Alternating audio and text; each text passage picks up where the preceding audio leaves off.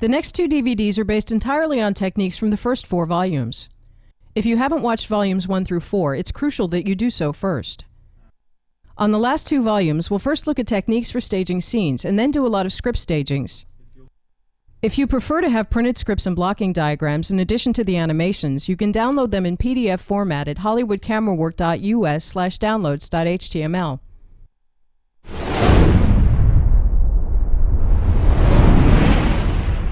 By now it's clear that the type of blocking we're working with in this course can't be improvised on the set, but has to be planned. To do that, we need a system for blocking on paper. Here we'll propose a system that's extremely easy to draw, either freehand or with a template that can draw circles and triangles, which is available at most office stores. We're usually starting with the layout of the set, which we either get from the production designer or from a sketch of the location. We'll illustrate characters as circles. Here we'll create 2 characters and give them each a color. Since colors are harder to erase, it makes sense to not add the colors before we're sure of the characters' positions. To illustrate which way they're facing, we'll draw a line inside the circle. In this course, we have men and women of the same colors, so to avoid confusion, we'll illustrate the women with an extra line. We'll illustrate cameras as 2 sides of a triangle, showing the rough angle the camera is shooting. If this isn't over the shoulder, we'll add a matching reverse here. Next, we'll have the blue woman turn away from the red man. To show that, we'll simply draw another face inside the circle and an arrow to show the turn. To show character movement, we'll simply draw another circle in the new location and an arrow to show the movement. The arrow can be any color. Here we're drawing it the same color as the character for clarity. Drawing a separate character for each stop is the same as we did on Volume 2, and it makes managing the line phenomenally easier. To show tracking shots, we'll draw another camera over here and connect them with a line. We'll draw an arrow to show the direction of the track. This camera now starts in and over the shoulder and pulls ahead of her as she walks. We'll additionally add small dots to show each of the stops on the track. This is useful because if we have complicated panning while tracking, we might want to draw that as extra cameras on the track that function as guides instead of stops. Next, we'll have the man walk over here, so we'll again draw another circle and a line to show the walk. To cover that, we'll have the tracking camera pivot on the woman. The ending keyframe will be here, so we'll draw another camera on the track and add a dot for the stop. To show the move, we'll first of all draw a small arrow for the reuse of the track. Second, we'll write PIV for pivot.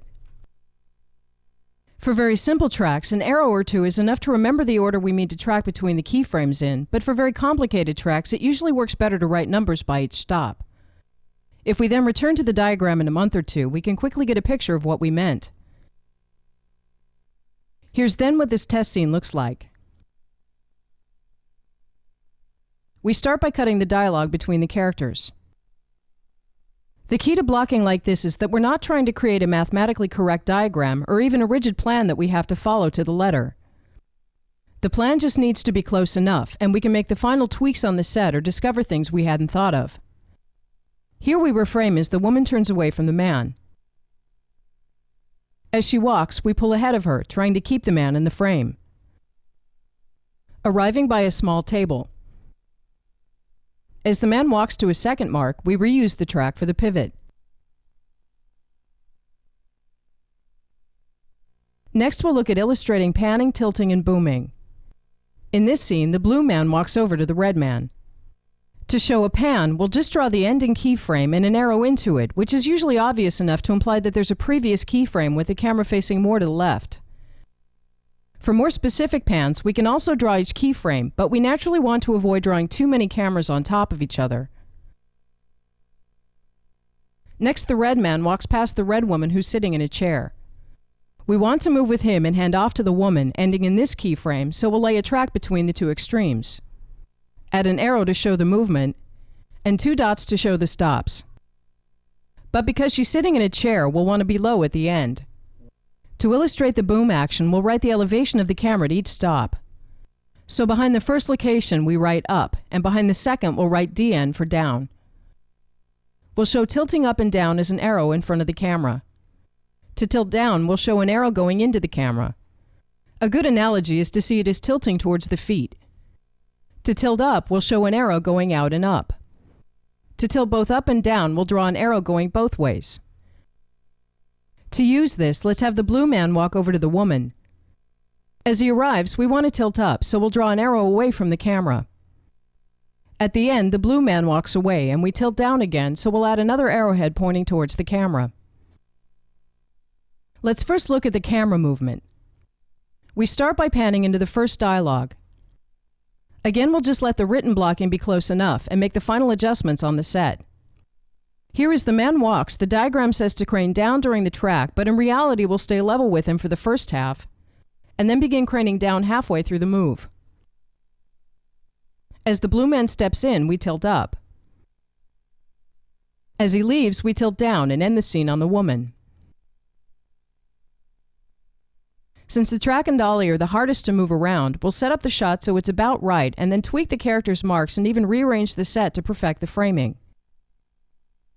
As we track with the red man and hand off to the woman, we might have found on our first run-through that the framing wasn't completely right. At this point, it's much easier to move her than it is to move the track. The blue man steps in and we tilt up.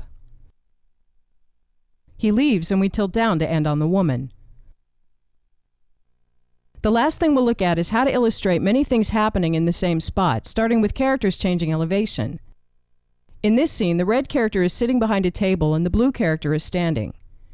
So we'll put in two reverses. This one is low because the red character is sitting, and this one is high because the blue character is standing. But we don't need to write that because we can just as well make that decision on the set.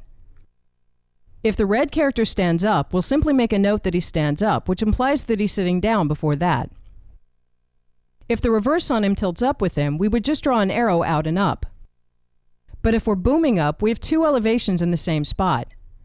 So by writing both elevations as down up, we'll know to start down and then boom up. Another thing that can be hard to write down is when characters reuse each other's stops, which is a very effective way to save cameras because we don't need any new coverage. Here the blue man walks over to the gray man and we'll set up two reverses. But when he walks out, the red man walks over where he stood so we can use the same cameras. No matter which way we draw this, if we return to it in a month, we'll need a moment to understand what we meant. So let's simply draw a dot in the middle of the character to remember that it's a dual-use stop and leave it in the color of the first character standing there. We also need a way to write down doing several versions of a take. In a typical situation, we've set up an over-the-shoulder to do a slow push during the dialogue. If we want to cut wide again after the push, we'll need a full lock take from the wide position. So we'll write L for locked by that keyframe. If we wanted a lock close shot as well, we write L by the close keyframe. We then have three takes, two locked and one that tracks. Sometimes a lock take needs to have very different behavior than the tracking version.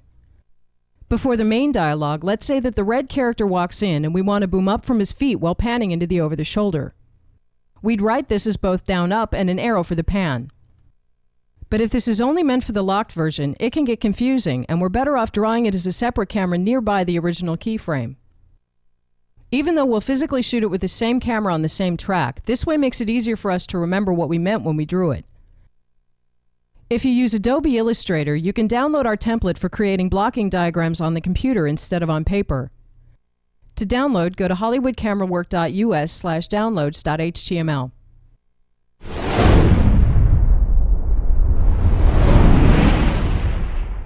In this chapter, we'll create a checklist, or a way to attack scenes, which produces great results for the vast majority of scenes. Let's start by listing the steps and then go over them in more detail. Starting with finding stops and movement, finding moves and transitions, finding keyframes and deep staging, finding coverage, connecting keyframes, finding lead-ins and extensions, and coordinating foreground and background. This method is best for scenes that lend themselves to being covered in parallel and from several angles at once. If we're blocking a very sequential scene, for example a chase, we're better off with a more storyboarded approach and covering each bit of action as a separate shot. A crucial point regarding this checklist is that we're really doing all steps at the same time, each with an eye for the others, and not necessarily in order. The only exception is maybe the first step, which is finding stops and movement, because finding the basic action is usually the best place to start. In this scene, we'll assume that the script provides some hints about character positioning, first that the red woman and the gray man are having a conversation over a table. and that the red man is somewhere in the background. Besides that, we're on our own, which is where the motivations for character movement we looked at on Volume 2 become extremely useful. Let's say that the situation is very confrontational because the gray man is selling out on his partners. The subtext of the scene is that he's doing it because he's being blackmailed, so we want some shots where we get a private view of his facial expression to show his troubled feelings. We could do that by creating a stop where he walks over here, facing away, which we would cover in a camera facing this way. After the conversation is continued here, the red woman charges over to get a straight answer. He then turns to her, and after a bit of conversation she walks out, which was the only other stage direction that was obvious in the script or that we decided to keep. Putting this diagram on hold for a moment, it's worth placing characters with an eye on how we want to shoot them. This becomes especially important if we want to create moves that pass by characters just in time for their line. Here the characters have consecutive lines, and it's not particularly important where we place them, so we'll arrange them by their order. We'll be tracking this way, so starting with the blue man, he walks this way, to the red woman, who begins walking, past the red man, who we hand off to, and continue tracking, resulting in a pivot reveal of the blue woman in the background. Here we've put in the camera and track immediately, but even if we didn't, arranging the characters like this would make that very easy later on. This very simple strategy creates an enormously complex move. We track with the blue man, past the red woman who takes over his movement, hand off to the red man, and pivot reveal the blue woman. There's probably no way we could happen upon a move like this without deliberately arranging the characters for it. Finding moves and transitions often follows immediately after. These are moves that need to be in a particular place at a particular time, so we might as well build them into the central structure of the scene. In an example on Volume 3, the man was standing next to the woman and then walked over to sit in a chair opposite her. The move we wanted tracked from one over the shoulder to another, so we put that in first, and built the scene around it by adding 2 reverses. These moves could just as easily come about as a consequence of connecting keyframes, but that's usually not how we get the idea. So it makes sense to simply put them in. Transitions are meant for shots that tell a specific story and that we can't leave to chance. Here the red man walks past the blue man, and it would serve the story with a camera that hands off, so we'll put one in very early. Whatever else happens in the scene, we're sure to get this shot, and to integrate it, we'll simply find something to use it for before and after. Maybe having this camera be a lock shot on the red man before the handoff. Another transition could be a pivot reveal, which is again an extremely specific move that needs to go in early. As we push in on the red man and pivot reveal the blue woman, the camera is now reverse shot and we can weave it into the scene by adding a matching one here. We could expand on that by having the woman arrive as the reveal happens, but the point is that we put the move in first and then work forwards and backwards in time to give the camera more function. Other very specific moves are basing a scene on a particular technique. In this scene, the woman is sitting by a table and the man walks back and forth, which we want to cover in one continuous pivoting camera. For the man's first stop, the dolly is here. For the second, it's here. For the third, it's here. And for the fourth, it's here. This camera is now a central part of the scene, and all other cameras go in according to that. Returning to the diagram we were working on, let's say that we've imagined one particular move, which is a close push on the gray man as the woman walks out. We'll start it in what will be an over-the-shoulder before the move, becoming a close-up after the push, and we've now locked the move right into the scene. Moving on to finding keyframes and deep staging, this is one of the most important techniques in this course. Our purpose now is to simply place as many keyframes as we can think of for all the shots and angles we might want to be in at some point. The key is that we're placing virtual cameras as placeholders and then first later decide which ones to connect on tracks. In the first part of the dialogue around the table, we could easily want a pair of over-the-shoulders. A pair of close-ups would also come naturally. To get the red man in the background into the scene, let's create a deep staging shot with a woman in the foreground. For the gray man facing away, let's create the personal shot with him in the foreground. But as we put in keyframes, we're beginning to tie down the blocking. This is fine for most types of shots, except the more complicated deep staging shots, which are often created by deliberately arranging characters for the camera. So let's use this last opportunity to rearrange the characters by moving the gray man's stop over here, which will create an elegant staggered deep staging shot as he steps away.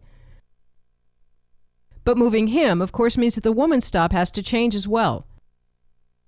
With that done, we'll place a keyframe here, which is a staggered deep staging shot as long as the woman is by the table. For the sake of this chapter, let's delete the close push on the gray man because we have another opportunity to create one later on that we also need to look at. So for now, as she walks over to the gray man on his new mark, let's simply place a reverse pair. Finding coverage is an extension of placing keyframes and is simply about adding detail to the coverage by looking for inserts and close-ups. This is a very simple scene, and we already have the close-ups we need, so there's not a lot to find. But we could place an insert on a document on the table, which is an active prop in the scene. We could also place a close-up on the red man and see if we end up using it. This step could be considered a moot point, but getting detail is easy to forget, which is why it's on the list. Connecting keyframes is the payoff to placing virtual cameras for all the places we would want to be. The goal now is to find interesting ways to connect these keyframes on track. We could, for example, connect the close-up on the red man with a deep staging shot with a woman in the foreground, which would create a start-on reveal. We could maybe connect each of the over-the-shoulders and close-ups by the table and start pushing both cameras during the dialogue. But every time we make these connections, we preclude other connections. Now we wouldn't be able to connect this deep staging shot with this close-up because each of the keyframes are already used on tracks at different angles. It also wouldn't be a very interesting move. Over by the second position, we could do a very effective move though. Starting in the staggered deep staging shot, we could track into this over the shoulder as the woman walks over, resulting in a pivot. This move is easy because we don't need the over the shoulder before she's walked over, and we don't need the staggered deep staging shot after. But if we did, we would simply put in else to get lock versions as well. Moving on to finding lead-ins and extensions, this is a step that produces a lot of production value very quickly. With what we've laid down now, let's look for additions to make before and after the main business for each camera. First, let's add a big piece of action to the beginning of the scene by having the red man start by a table over here and then walk to his first real mark. We'll cover that starting in a keyframe here. And let's connect that to this deep staging shot, resulting in a move that starts away and tracks into a very deliberate framing. This will also produce a lot of parallax towards the end of the move as we track behind the red woman because the keyframes are on opposite sides of the line. Actually, let's add another lead-in by starting on the papers, then tilt up on the red man, and then track into the first real keyframe. At the end of the scene, let's recreate the close push on the gray man, this time as an extension, which is usually the better way to create a close push. So far, this camera's just been a locked reverse, but as the woman leaves, let's extend this camera by pushing in. We'll additionally have the woman leave in this direction instead to get more movement in the foreground. A final little thing we could do is by this camera, which is the over-the-shoulder on the gray man when they're by the table. Let's pan it as he walks away to get that covered. For this part of the scene, we can then cut between this camera, the staggered deep staging shot, and the tighter deep staging shot, which will allow us to cut fairly rich dialogue. The last step, which is again really done at any time during blocking, is coordinating foreground and background. Many foreground decisions can of course easily be made on the set, but the more we prepare, the easier it will be to give useful direction on the set. For the move in the beginning of the scene, we're tracking through a section of empty space, so this would be a good place to put in some foreground, maybe an extra. Coordinating background is more about decorating the framing by rearranging the set or placing extras and gaps in the frame. We have plenty of deep staging over here, but let's put in an extra in the background of this shot for one we have tilted up to create more depth.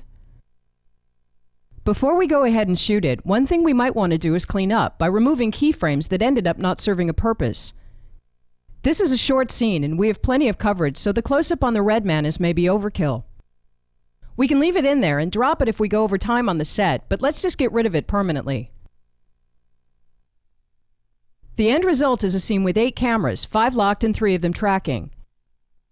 It looks a little confusing when all the cameras are slapped on top of each other, but when we look at each of the cameras, their individual actions are fairly simple. The first camera we'll look at is the one that opens the scene. This camera started as simply a deep staging keyframe over by the woman, and everything we're doing in the beginning is a lead-in. Starting on the paper, up on the man with the extra in the background, and tracking over to the main keyframe, passing behind the other extra to get more parallax.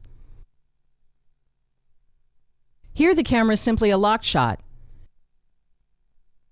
After the man in the suit has walked away to be more private, the woman walks over as well. At some point, she would have to walk through the camera, which is where we'll cut. The lock cameras are simply reverses in two sizes and an insert on a piece of paper on the table. These will be easy to shoot, so let's move on to the only one of the cameras that has action, which is the over-the-shoulder on the man in the suit. As he walks away, we're panning with him to make sure we have that action covered. From this camera, we're probably cutting to the staggered deep staging shot, so let's look at that now. This camera is really just supposed to be locked in the deep staging shot until the woman walks over, at which point it pivots. But since we're cutting from a panning camera, let's also be moving in this camera to get a smoother cut. We'll do that by creating another lead-in. We'll create a prior keyframe with the track a little further to the left so that when the man walks over, we nudge slightly into the deep staging shot, almost like a timed master move.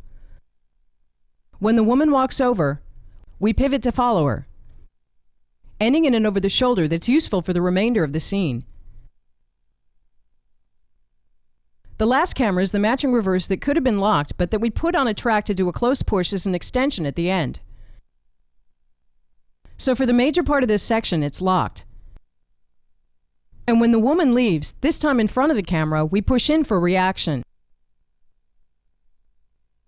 In the following script stagings, we'll also look at the takes for each camera, but since this scene is just a demo, let's cut it together right away. So starting in the lead-in, we tilt up from the papers, then track with the man, behind the extra, ending in the smaller deep staging shot.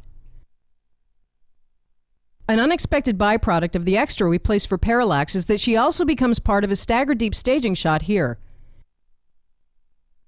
Here we simply cut between the lock cameras, some of which are close-ups. If we want to bring the red men back into the scene, we still have this camera locked on a track. The man in the suit walks away, and we pan this over the shoulder and cut to what will become a staggered deep staging shot here.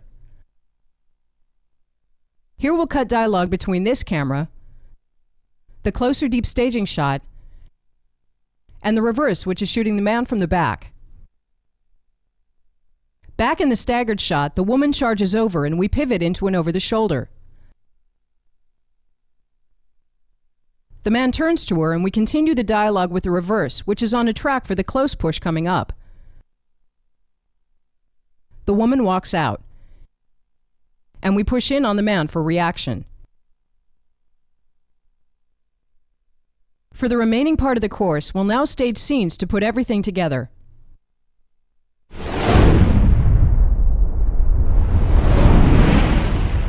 The first two scenes we'll work with take place aboard a starship and are made to resemble a Star Trek-type scenario.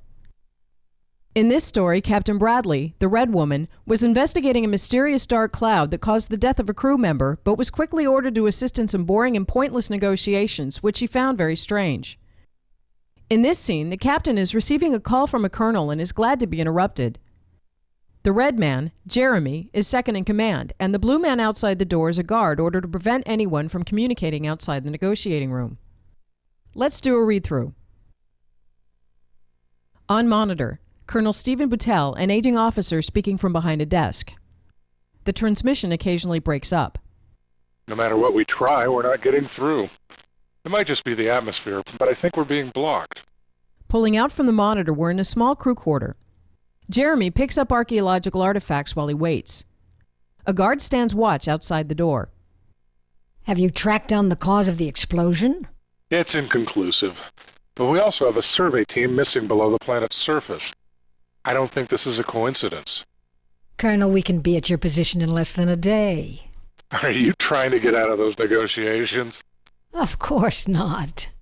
Anyway, you're not equipped for the sector. We are having some problems. What kind of problems? A strange phenomenon. This whole sector is engulfed in some sort of blackout. It's like the space just absorbs energy.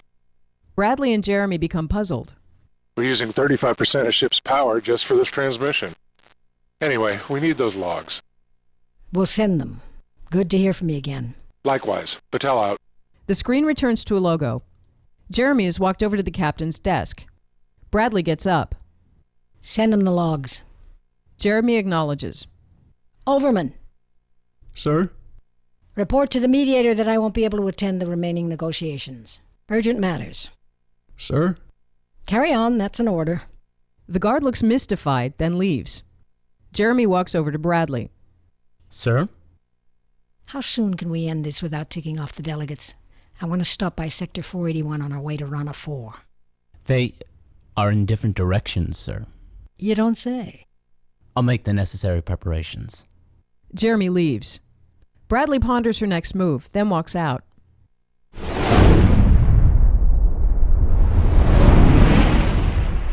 In this scene, we're starting with the diagram of the set. The gray box here is the desk where the captain will sit, and the black line is the monitor where the colonel's transmission is shown. Bradley sits in the chair by the monitor. The gray square to the left is a table with artifacts which Jeremy will examine as he waits for the captain, so we'll place him here. That table could be anywhere, but we've put it here so Jeremy can be away from the captain's conversation and then walk over when it ends. The guard is outside the door for most of the scene.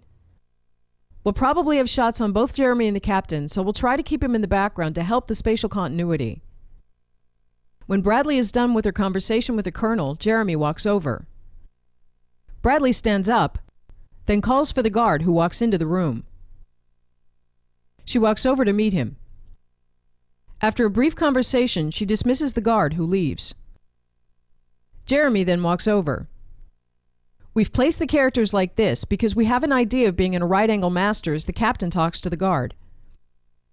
And when he leaves, we're framing to and over the shoulder for the dialogue with Jeremy. After their conversation here, Jeremy walks out. The captain stands for a moment to collect herself, then walks out as well. In this scene, there's some specific moves we want to get, but we'll generally cover it by first picking all the keyframes we want to be in, and then later deciding which ones to connect on track and which ones to leave as lock cameras. We'll probably want a wide shot or a master here. For the first half of the scene, this keyframe will cover the captain with a guard in the background. When Jeremy walks over, we would need a wider shot, so we'll place a wider keyframe here. This creates a line here, and all cameras for the first half of the scene need to be on this side of it. We'll also need a close-up on the monitor for the colonel, as well as a close-up on the captain. The script says that we're pulling out from the monitor, so we can either pull out into the wide keyframe, or we could track around from the monitor to the close-up on the captain, which could also be a good move. In each case, we would need to do a full lock take on the monitor as well for the colonel. When Jeremy is by the artifacts, we'll place a keyframe here. Like the wide masters, this keyframe has the guard in the background for spatial continuity. As Jeremy waits for the captain to finish the call, he picks up artifacts on the table. We'll shift up and down with his hand, so we'll put in both a pan arrow and a tilt arrow. When Jeremy walks to the captain, we could connect this keyframe with one of the wide masters and track with him as he walks. But for now, we just want to find out where we need to be. Let's prepare for a couple of specific moves we've imagined. During the captain's conversation with the colonel in the first half of the scene, there's an important beat as the colonel begins talking about a mysterious blackout. This is very puzzling to both the captain and Jeremy, and we want to do slow, close pushes on them both. For Jeremy, we'll put in a closer keyframe ready to be connected with track. Over by the captain, we'll want to push her close-up as well. This keyframe is already as close as it can get, so we'll put in a keyframe for the beginning.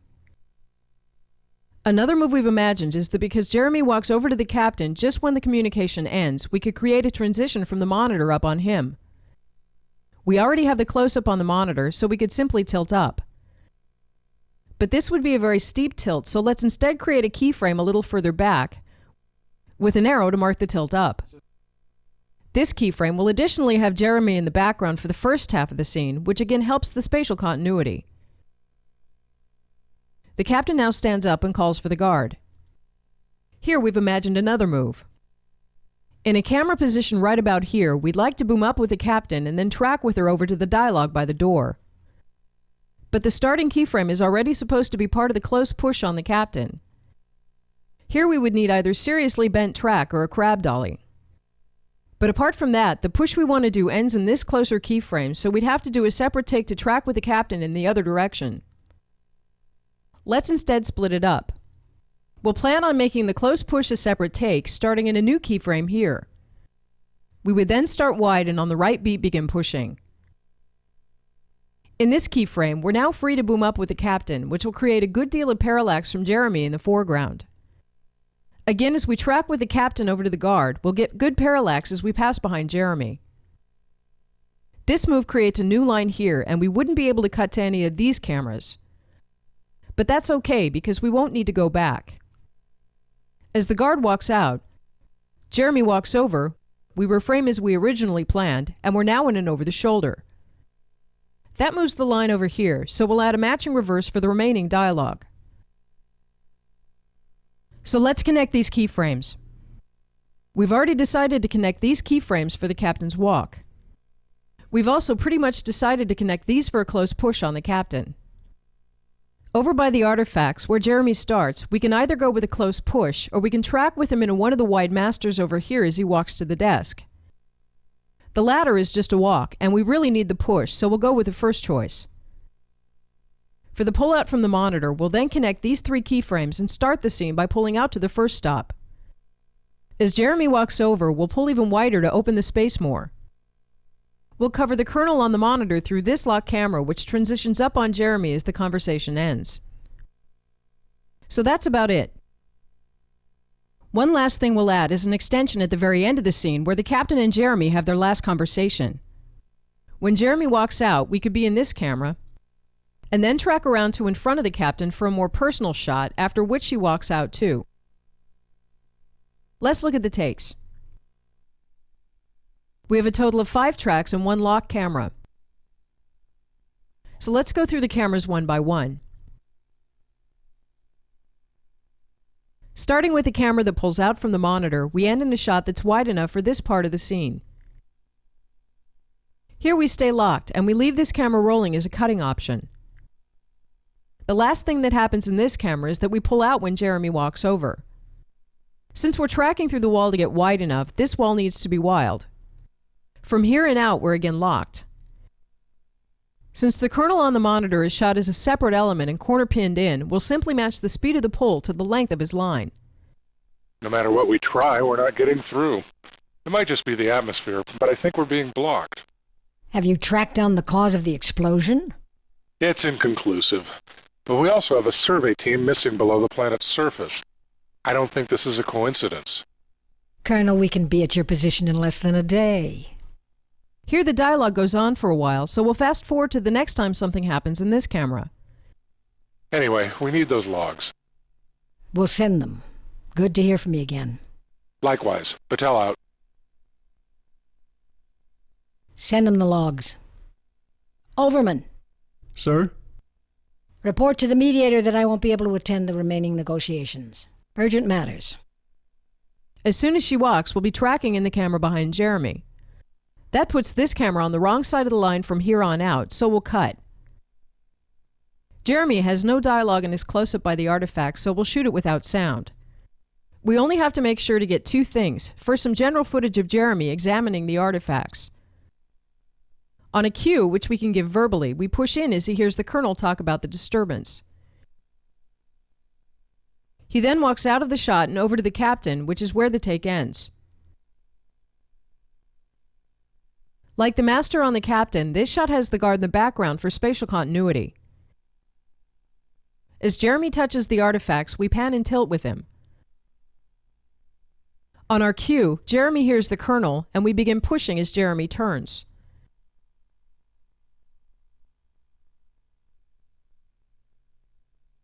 Finally walking out of the frame and the take ends.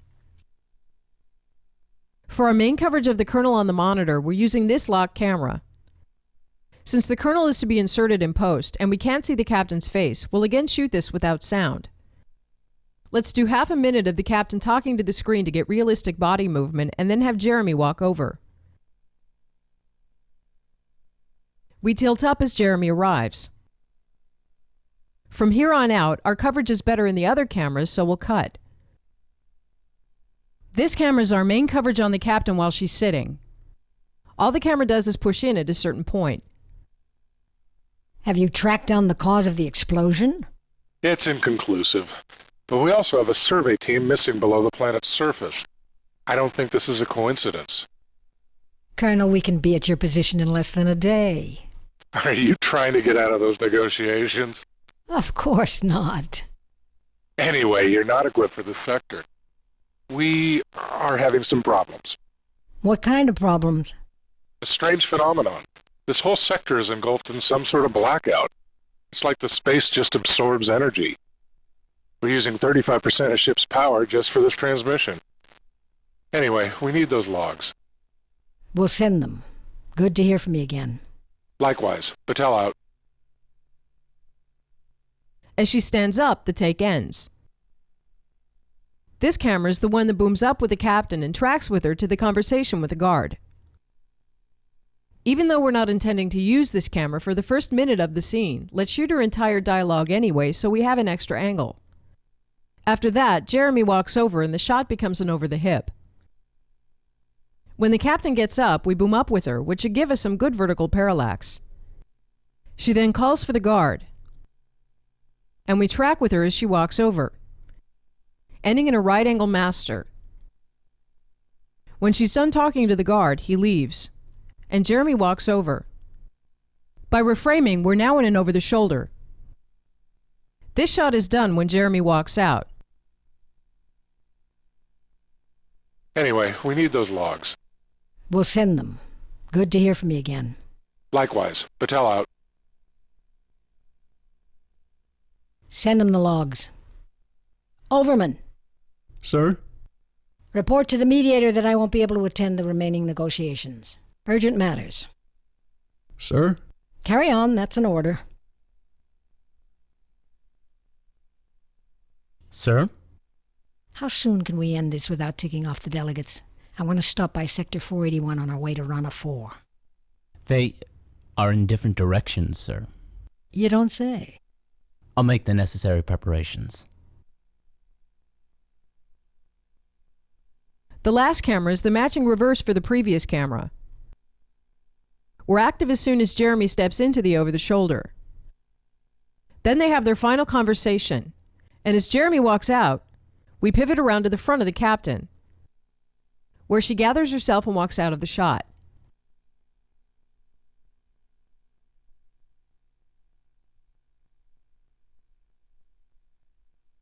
Sir?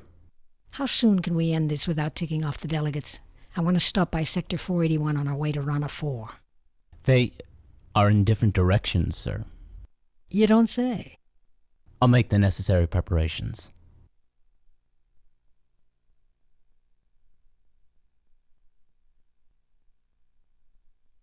Let's view the cut.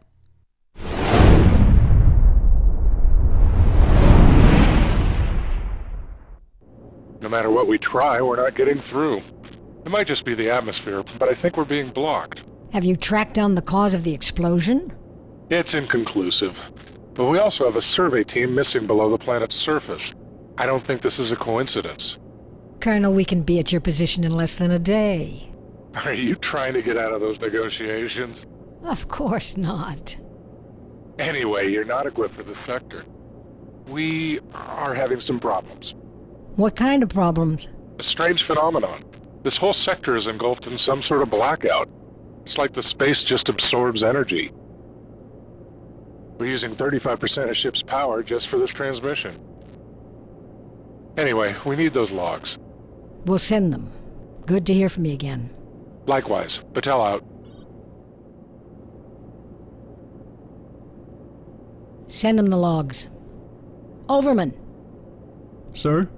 report to the mediator that I won't be able to attend the remaining negotiations. Urgent matters. Sir? Carry on, that's an order. Sir? How soon can we end this without ticking off the delegates? I want to stop by Sector 481 on our way to Rana 4. They are in different directions, sir. You don't say. I'll make the necessary preparations.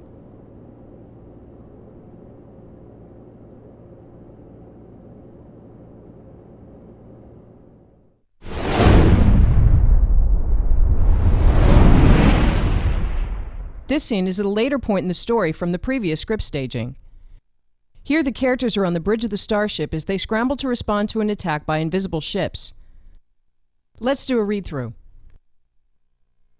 Bradley and Ishida rush onto the bridge as the ship shutters. Status. We can't see a thing. The shots are coming from empty space. There could be more than one ship. We lost latitude controls at the first hit and the shields are crumbling. We're sitting ducks, sir. Any other ships nearby? All comm energy is being absorbed by the blackout. The ship shakes heavily. John, prepare full spectrum neutron shells. All bays on my mark. But, sir, we've got nothing to aim for. I've reconfigured the forward grid to emit a stream of axion particles. By these readings, it should light up their shields. Do it. Ishida pushes the final button. On the view screen, 2 warships suddenly become visible. There they are. Locked and ready. Bradley steps forwards. Fire!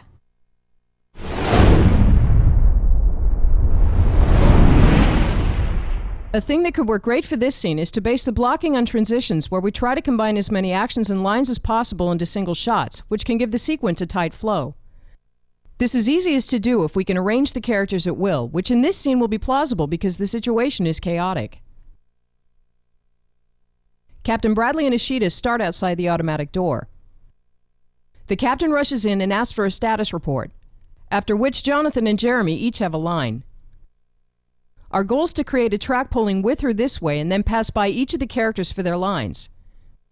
So we'll place Jonathan here. As soon as we're past Jonathan, Jeremy has a fairly long line, so we'll have him start here, checking a control panel, and then rush over to the center console as he talks. By combining this into one long move, we'll pass by each of the characters at just the right time. We start here as the captain enters, and pull with her over to Jonathan. By keeping on tracking, we pick up on Jeremy and walk with him over here. The middle keyframes are merely for remembering that our purpose is to pass by Jonathan, and then Jeremy, so we're only placing stop marks at the start and end. Jonathan is sitting down, but Jeremy is standing up, so we need to work on the camera's elevation. In the beginning, the shot is wide enough that it doesn't matter how high or low we are, so we'll start low, ready for Jonathan. As we pick up on Jeremy, we're still low, but then boom up for the ending keyframe, which would have to be at eye level. Let's also bring more action to the beginning by adding a lead-in where we start on some crew members. We'll have them walk past the door, pan with them, and hand off as the door opens, after which we start tracking with the captain. Next, we have some quick dialogue going between the captain and John. With the captain having ended up here, we'll put John by this control panel, which makes it possible to do some shifts or handoffs between them. We'll do this with a stationary camera placed here. Returning quickly to the script, the dialogue goes from the captain to John. Then the ship shakes, and the dialogue again goes from the captain to John. So we'll start the camera on the captain and shift to John. The ship shakes. For the captain's second line, we'll have her step forward as we pan back on her, which will be a step-in handoff. While she talks, we'll have her walk past John and hand off to him for his line. This series of moves will be easy to do, but the question is how to write it down. It would be nearly impossible to write anything by the camera that would make sense later, so let's instead write the camera action out by the characters. Starting by the captain, our first move is to shift over to John. Our second move is to pan back on the captain as she steps forward. Our third move is to hand off back to John. Next, we'll look at what happens to Ishida. She starts with the captain outside the door. By now, this area is getting crowded, so let's have her walk around to this area. Ishida has pulled off some technical magic to make the attacking ships visible, so for her line, we'll have her go from this terminal to this terminal as she lays in the programming. After that, the captain says, "Do it." It would first of all work well to converge with her as she moves from terminal to tense up the shot. But since the dialogue goes from her to the captain, we could also pivot reveal the captain at the end for a smooth transition. The move then starts here. As she walks to the other terminal, we converge. We continue moving, which will give us massive parallax in the background until we pivot reveal the captain behind her as she says, "Do it." After that, Ashita presses a button, so we'll shift down to the control panel, combining a lot of action into a single move. For the attacking ships flaring up on the view screen, we'll need to place an insert. As we end on Ashita and the captain, the line is here. And the next dialogue is over by Jeremy, which forces the insert in this area. To get as wide as possible, let's back out over the first line, which will come across as a pivot on Ashita. For the last 3 rapid-fire lines, let's keep the converging action going. The opening track ended on Jeremy, so we already have an angle on him. But that track is angled the wrong way for converging on Jeremy and the captain, so let's do the ending as a separate shot. Starting the track here, Jeremy has a line, followed by John in the background. The captain steps forwards and we converge on her as she says, "Fire." Let's also converge vertically, bringing us closer and closer to the eye line and making the ending more intense. Let's look at the takes. Because of the long transitions, we have very few cameras. The scene is also very sequential, and the cameras literally take over from each other, so by shooting them in order, we can iron out any wrinkles as we move along. We'll shoot the insert on the view screen last, since the view screen itself is a wild wall we need out for the first 5 cameras. So starting with the first track, as soon as we took the liberty to arrange the characters by their order in the script, the move became very easy to do. We start on the lead-in with the extras, then hand off to the captain and Ashita coming out of the door. We pull past Jonathan for his line, pick up on Jeremy, and boom up as we converge up here. Jeremy's only remaining line is covered in the converge at the end, so we'll cut here. For focus, we'll simply rack back and forth as each character becomes important. Status. We can't see a thing. The shots are coming from empty space. There could be more than one ship. We lost latitude controls at the first hit and the shields are crumbling. We're sitting ducks, sir. Let's get some general camera shake for the weapons impact in the middle of the scene. We can also do camera shake in post, as we'll do in the cut, but doing it live allows the characters to react to it. The lock camera that hands off between the captain and John is a little difficult to write down, but very easy to execute. We start on the captain, then shift to John. At this point, we know for a fact that we're cutting away to the camera shake on Jeremy, so we could break up the shot here. As we continue, we do a step and handoff back to the captain. As she walks and talks, we do an end-on handoff back on John. Racking focus between them will add nicely to the attention shifts that are already happening. Any other ships nearby? All comm energy is being absorbed by the blackout. John, prepare full spectrum neutron shells. All bays on my mark. But, sir, we've got nothing to aim for. For the pivot reveal track on Ashita, we want to be sure the dolly is rolling before her dialogue because we want to cut into the move. We do a diagonal converge to the other monitor. The pivot begins, revealing the captain for her line, and tilt down as Ashita executes the order. The main focus shift will be from Ashita over on the captain as she says "do it," and for everything else we'll just follow focus. I've reconfigured the forward grid to emit a stream of axion particles. By these readings, it should light up their shields. Do it. Here we skip the view screen and do the converge at the end. Jeremy has a line, then John, ending by converging on the captain for her final order. There they are. Locked and ready. Fire! Finally, the view screen is a completely lock shot with no pan or tilt, so here we'll bring in the wild wall. It's always easiest to corner pin graphics in a completely locked camera. But since Ashita is overlapping the view screen, we depend on the screen being keyable. Otherwise, we need to move her more to the right. Let's view the cut.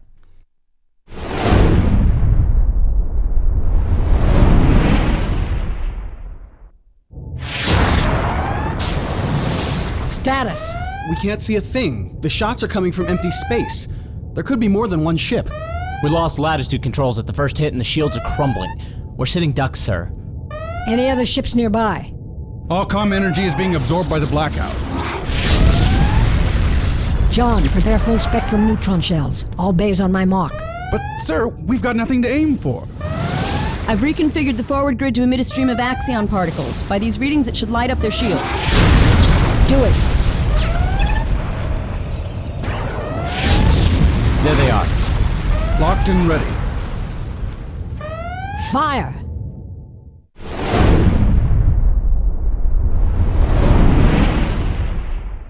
This scene takes place in a hospital. The backstory is that there have been over 15 mysterious patient deaths from infections, and all doctors have been quarantined and tested, but are now gradually being let back in. At this point in the story, it's clear that the people upstairs are looking for a scapegoat to blame the whole thing on, but we're also beginning to get the feeling that there's some sort of cover-up in progress. Henry, the blue man, is a little on the edge because he privately suspects that he might have caused one of the deaths, but knows for a fact that he couldn't have caused more. However, he's increasingly getting the feeling that someone is trying to frame him, and is very jumpy since he passed testing and is for now not a suspect. Let's do a read-through. Henry, dressed in scrubs, walks past the station guard into the ICU and approaches Solomon, who is preparing some instruments. Sol, they refused me at the door.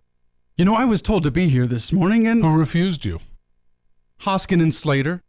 Sorry, Henry. You know that Slater has the final word. But why? I passed all the tests. It's preposterous at this point to assume I pose any danger. We can't take any chances, Henry. I didn't cause it, Sol. You've got to understand that this is a routine investigation. It's not about you personally. Then why am I not in there operating right now? Nobody suspects you, Henry. Henry spies Taylor giving some fluid medication to a patient and storms over. What did you just do? What? That's my patient, nurse. You better have a damn good reason for what you just did. I was taking the patient's pulse. No, you were giving her something. Just her vitamins. Tell me what you gave her. Nothing. Just the vitamins. Don't you dare lie to me. I saw the whole thing. Solomon enters. What is going on in here?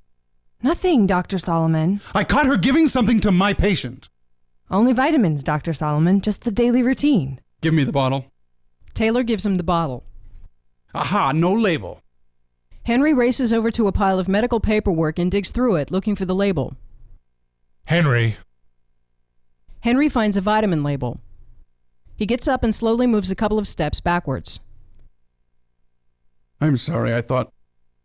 Sorry, nurse, will you please excuse me? Henry turns around and leaves, embarrassed.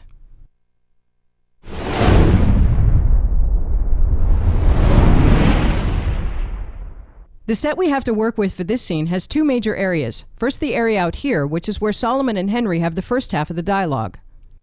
And secondly, the enclosed area in here, where Henry rushes in and accuses the nurse Taylor. The enclosed area has windows that we have the option of shooting through, which can be helpful given the small size of that room. However, this entire wall is wild, and taking it out for some shots will give us more freedom to pick angles. This is a fairly small location, so it would be a good idea to do everything we can to maximize our use of depth.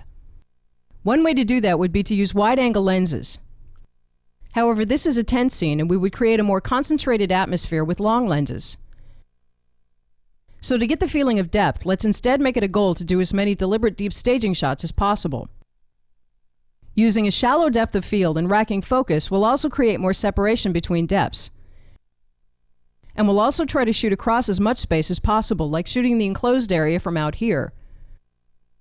Shooting characters here with a door and hallway in the background, or shooting characters here with the outer room and hallway in the background. One particular deep staging shot that comes to mind is that for the first half of the scene, the nurse Taylor is tending to the patient, which is what Henry suddenly reacts to.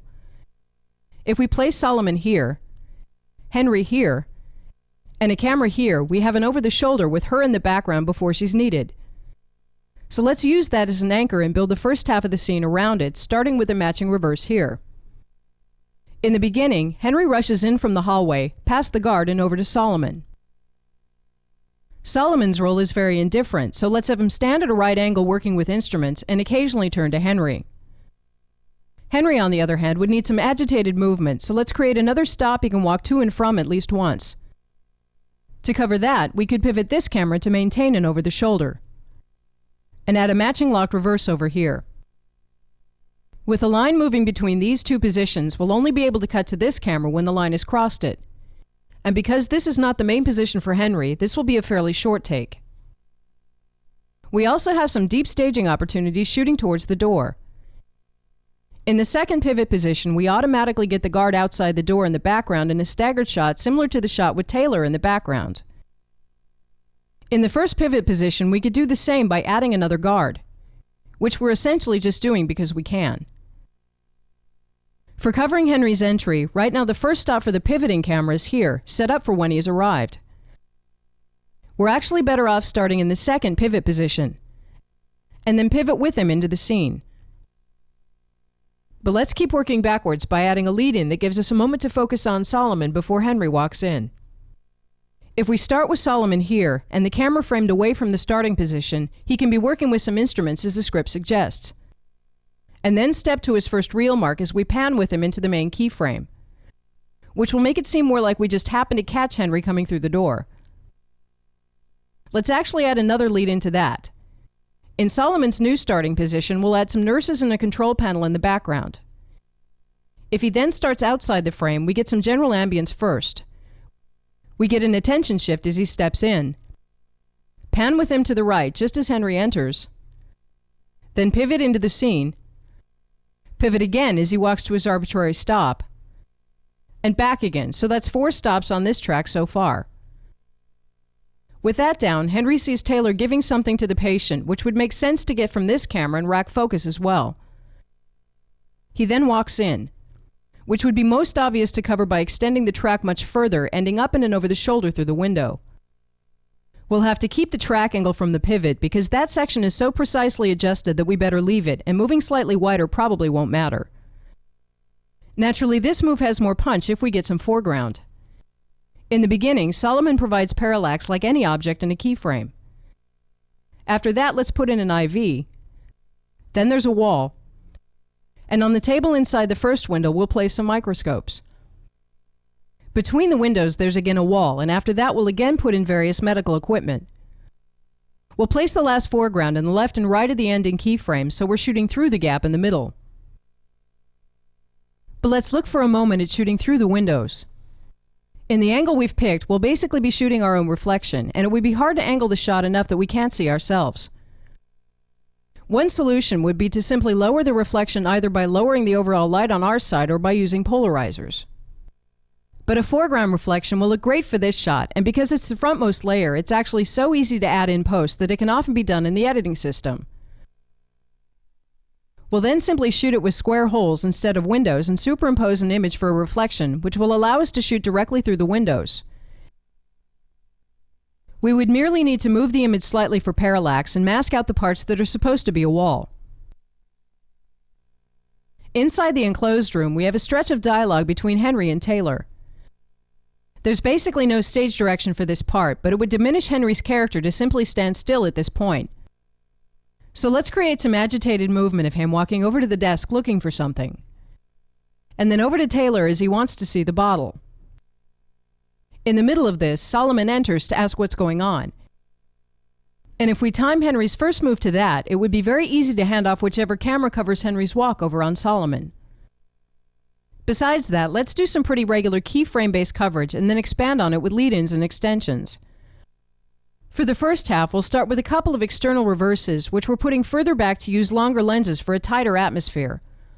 Although we'll probably shoot Taylor's cameras if it's from inside the room. We can do that without removing the wild wall because we're shooting the windows without glass and we'll do the reflections in post. When Henry has walked around to the table, let's put in a keyframe here, creating a shot with Taylor in the foreground. For their consecutive dialogue with Solomon, this will create a great opportunity for staying in the same shot and racking focus between them. When Henry walks over to Taylor, let's create a wider keyframe. These two last keyframes really both cover the same business, so let's go ahead and connect them into a track that simply opens a space as Henry walks over. In the first half, covered in the two external reverses, the dialogue is fairly intense and it might get a little static to be locked, so let's look for some ways to do slow pushes. This is easily done in Henry's camera, but the problem with doing this in Taylor's camera is that the other angle we have on her, which is the long track that's still rolling, can't push. Cutting between two cameras from the same angle with only one of them pushing could get a little odd. So let's just push Henry's camera, which could work because he's the most intense character. However, that also means that we're cutting between two reverses where only one of them is pushing, which could also get odd. We really have to both shoot it and cut it to find out if it works, so let's get a lock version of Henry's camera as well. With these cameras down, let's pick which camera does the handoff to Solomon. At the end of Henry's walk to the table, both his and Taylor's dialogue is with Solomon. And if we've handed off Henry's camera, we'll not only end up on the wrong side of both lines, Henry would also obscure Solomon and would ultimately need to walk through the camera as well. So let's do the handoff from the over-the-shoulder on Taylor. We then simply stay locked for the static part of the dialogue, pan with Henry as he walks, and continue panning to reveal Solomon stepping in. Solomon's line is very short, and the next shot is almost certainly this one. So let's lead in this shot by starting pan in this direction, pick up on Henry and pan into the shot with Taylor in the foreground for her line, which follows next. Here we then rack focus back and forth. And as Henry walks over, we open the space. As he asks to see the bottle, let's extend the ending keyframe by shifting down on the bottle. The next thing that happens is that Henry walks somewhere else to look for a label. If we make that place over here, we can simply track this camera, which is now quickly becoming an occasional master. Immediately after, Solomon has a line.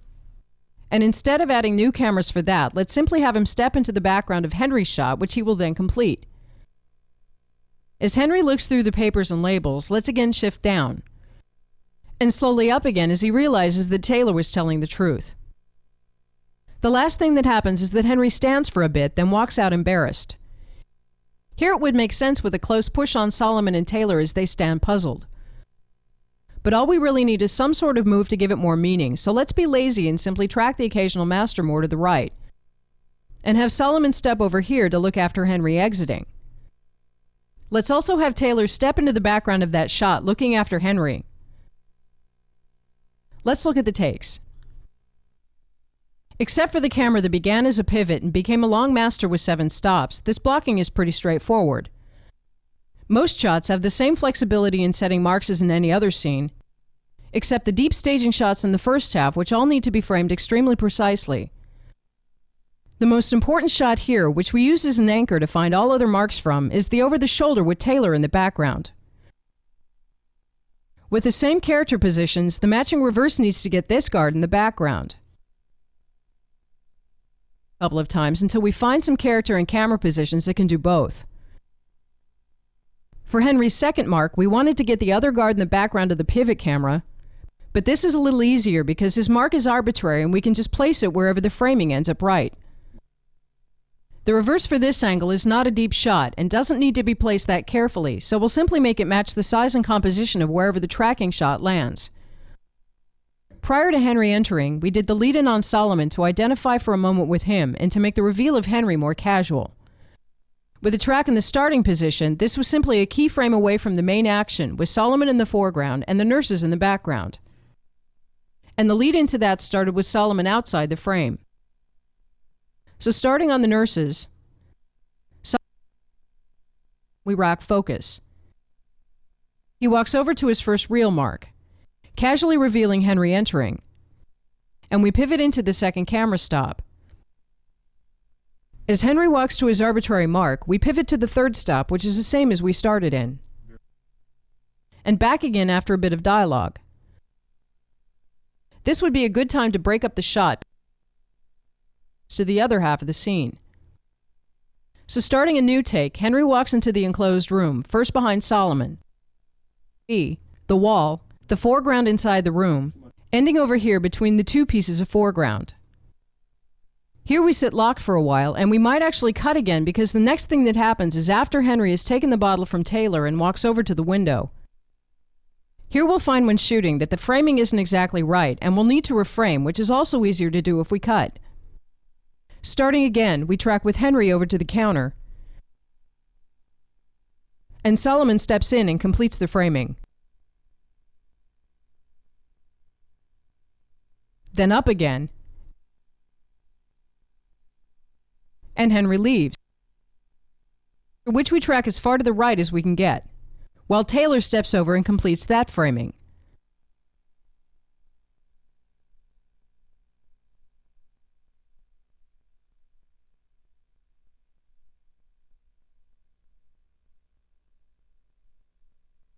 The door. You know, I was told to be here this morning and... Who refused you? Hoskin and Slater. Sorry, Henry. You know that Slater has the final. It's preposterous at danger. We can't take any chances, Henry. I didn't cause it, Saul. You've got to understand that this is a routine investigation. It's not about you personally. Thanks you, Henry. What did you... That's my patient.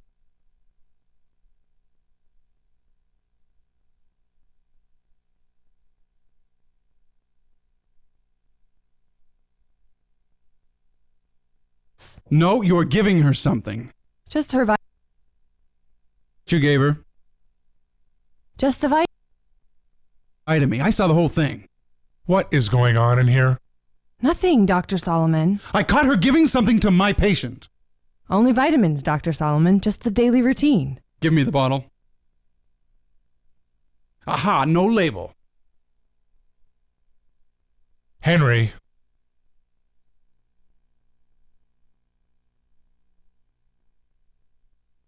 I'm sorry, I thought... Sorry, nurse, will you please excuse me?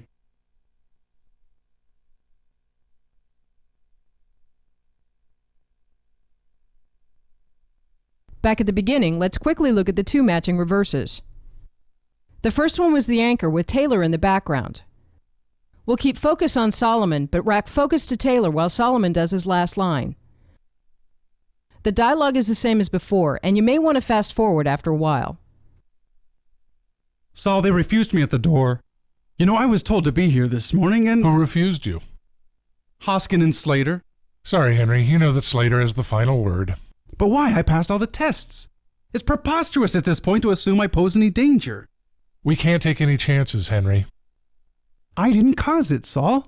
You've got to understand that this is a routine investigation. It's not about you personally. Then why am I not in there operating right now? Nobody suspects you, Henry. What did you just do? The other lock reverse is just to fill in while the line is on the second stop, so this is a very short take. To create more depth, let's decorate the background with some consoles. Sorry, Henry. You know that Slater has the final word. But why? I passed all the tests. It's preposterous at this point to assume I pose any danger. We can't take any chances, Henry. I didn't cause it, Saul. You've got to understand that this is a routine investigation. It's not about you personally. Over in the second half of the scene, the next camera is the over-the-shoulder on Taylor. This camera simply stays locked for the main part and pans with Henry as he walks around to the table, handing off to Solomon. What did you just do? What? That's my patient, nurse. You better have a damn good reason for what you just did. I was taking the patient's pulse. No, you were giving her something. Just her vitamins. Tell me what you gave her. Nothing. Just the vitamins. Don't you dare lie to me. I saw the whole thing. What is going on in here? Nothing, Dr. Solomon. I caught her giving something to my patient. The over-the-shoulder on Henry is simply a slow push for the duration of his dialogue here. For this shot, we'll want some real glass in the windows because adding reflections in the background would be much more difficult than it was in the foreground. For this angle, we plan to do a lock take as well, but let's skip that and only do the push. However, let's do a slow one in case it doesn't work so well. What did you just do? What? That's my patient, nurse. You better have a damn good reason for what you just did. I was taking the patient's pulse. No, you were giving her something. Just her vitamins. Tell me what you gave her. Nothing. Just the vitamins. Don't you dare lie to me. I saw the whole thing. What is going on in here? The last camera is the closer shot on Taylor with Henry in the background. We're doing this one last because we need to get the wild wall out. This camera starts away from the main keyframe, picks up on Henry, pans into the deep stop where it racks focus between them for their lines. When Henry walks over, we open the space, and then shift down on the bottle. What is going on in here? Nothing, Dr. Solomon. I caught her giving something to my patient. Only vitamins, Dr. Solomon. Just the daily routine. Give me the bottle. Aha, no label. Let's view the cut. Paging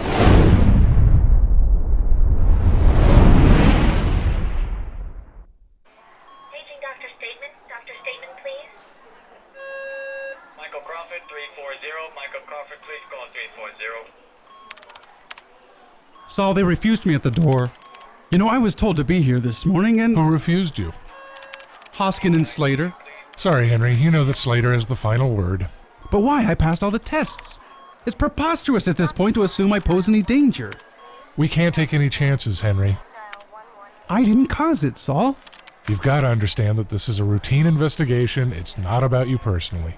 Then why am I not in there operating right now? Nobody suspects you, Henry. What did you just do? What? That's my patient, nurse. You better have a damn good reason for what you just did. I was taking the patient's pulse. No, you were giving her something. Just her vitamins. Tell me what you gave her. Nothing. Just the vitamins. Don't you dare lie to me. I saw the whole thing. What is going on in here? Nothing, Dr. Solomon. I caught her giving something to my patient. Only vitamins, Dr. Solomon. Just the daily routine. Give me the bottle. Aha, no label. Henry.